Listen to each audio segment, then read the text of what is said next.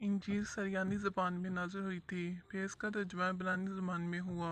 ورقہ اس کو لکھتے تھے، وہ بہت بوڑھے ہو گئے تھے، یہاں تک کہ ان کی بینائیت بھی رخصت ہو چکی تھی۔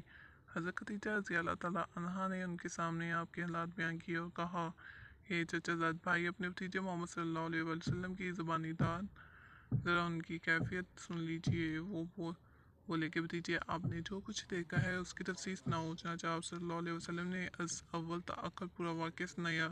اسے سن کر وہ کب اختیار ہو کب ہے کہ یہ تو وہی ناموس معزز رازدان فرشتہ ہے جسے اللہ نے حضرت موسیٰ علیہ السلام پر وحی دے کر بھیجا تھا۔ کاش میں آپ کی اس عہد نبوت کی شروع ہونے پر جوان عمر ہوتا، کاش میں اس وقت تک زندہ رہتا جبکہ آپ کی قوم آپ کو اس شہر سے نکال دے گی۔ رسول کریم صلی اللہ علیہ وسلم نے یہ سن کر تعجب سے پوچھا کہ کیا وہ لوگ مجھ کو نکال دیں گے حالانکہ میں تو ان میں صادق و امین و مقبول ہوں؟ ورقہ بولا، ہاں یہ سب کچھ سچ ہے۔